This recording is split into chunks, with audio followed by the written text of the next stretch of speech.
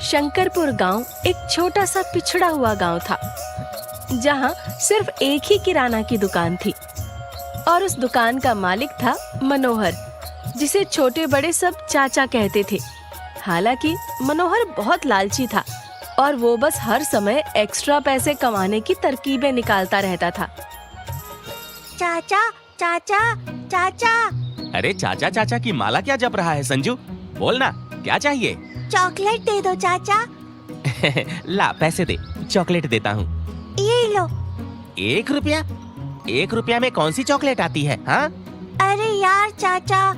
तभी वहाँ धनी राम आ गया और हड़बड़ाते हुए बोलने लगा, अरे इसे छोड़ो चाचा, मुझे सामान दो। पैसे निकालो, खाते में लिख लो। यहाँ तेरा कोई खाता नहीं खुला है, समझा? अरे उधार दे दो ना। नाम धनी राम और हरकतें भिखारियों वाली। चल भाग यहाँ से। अरे दे दो ना चाचा। भाग रहे हो दोनों या डंडा उठाऊं?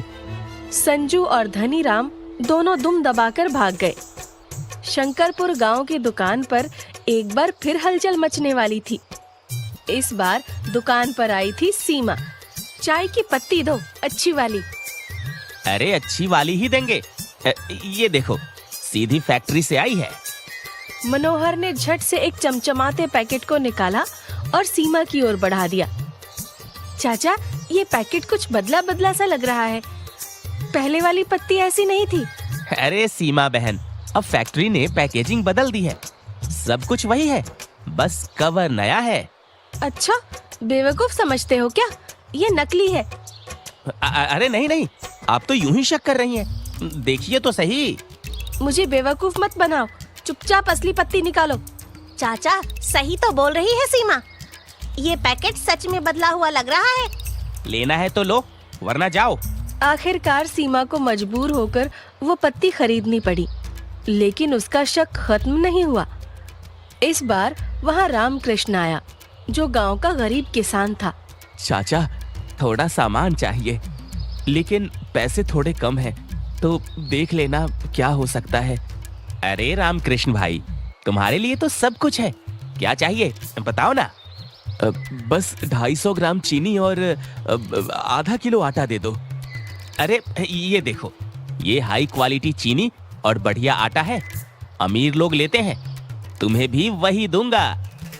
लेकिन चाचा, मेरे पास इतने पैसे नहीं हैं। कोई बात नहीं, उधार ले लो, जब पैसे हो दे देना। रामकृष्ण चुपचाप मनोहर से सामान लेकर चलने लगा।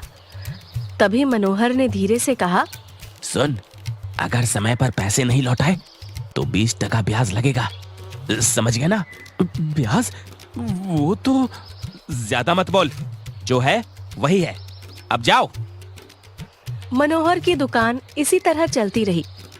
वो गरीब लोगों को उधार देता और फिर उनसे भारी ब्याज वसूल करता, लेकिन उसका लालच दिन प्रतिदिन बढ़ता ही जा रहा था। अब वो खुल्लम खुल्ला बेईमानी पर उतर आया था। उसके लालच ने गांव में एक और बड़ा हंगामा खड़ा कर दिया। रामकृष्ण ने मनोहर से जो उधार लिया था वो चुका नहीं पाया और ब्याज इतना बढ़ गया कि मनोहर की नजर रामकृष्ण की जमीन पर पड़ गई। मनोहर चाचा, मेरी जमीन मत छीनो। मेरे पास इसके सिवा कुछ भी नहीं है। मेरी पूरी जिंदगी इस खेत पर निर्भर है। रामकृष्ण, व्यापार में भावनाओं की जगह नहीं होती।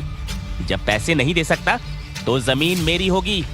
मैं तुम्हारे पैर पकड़ता हूँ। ये नाटक कहीं और जाके करो, जमीन अब मेरी है। रामकृष्ण का रोना देख गांव वाले इकट्ठा हो गए। चाचा, ये गलत है।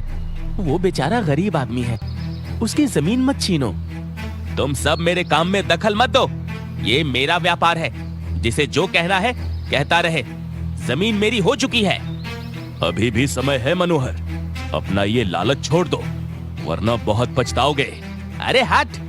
रामकृष्ण सिर पकड़कर जमीन पर बैठ गया। उसकी आंखों से आंसू बहते रहे, लेकिन मनोहर को उसकी हालत से कोई फर्क नहीं पड़ा।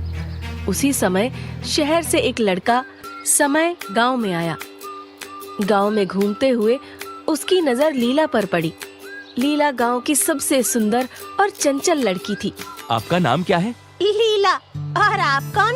मेरा नाम समय है। मैं शहर से आया हूँ। अच्छा, तो आप शहरी बाबू हैं? हाँ, लेकिन दिल तो गांव का है। धीरे धीरे समय और लीला के बीच बातचीत बढ़ने लगी।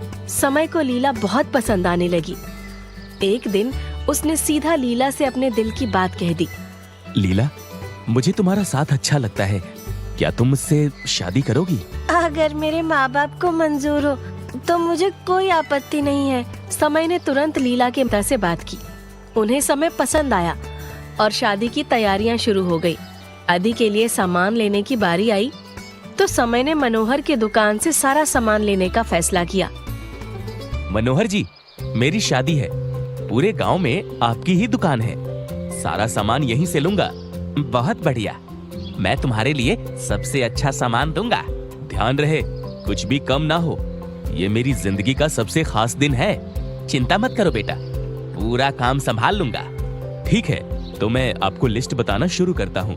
आप वो सामान देते जाइए। समय ने एक लंबी चौड़ी सामान की लिस्ट मनोहर को पढ़कर सुना दी और मनोहर ने वो सारा सामान निकाल कर रख दिया। समय ने वो सारा सामान एक ठेले पर चढ़ाया और ले जाने लगा और जाते जाते उसने कहा, चाचा बिल बना लो और कल आकर पैसे ले जाना। ठीक है। मनोहर बहुत खुश था क्योंकि उसने सारा नकली सामान समय को दिया था, पर बिल तो असली ब्रांडेड सामान का बनाने वाला था।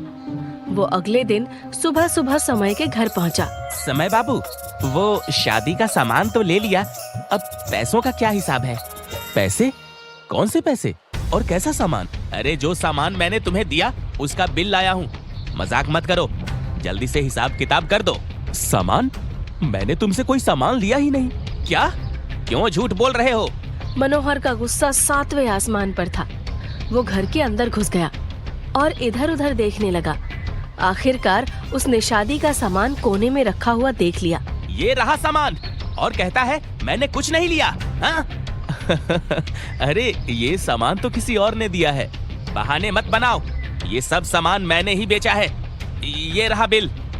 लाओ दिखाओ जरा।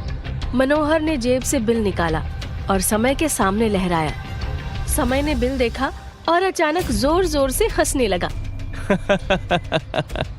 ये क्या बेवकूफी है?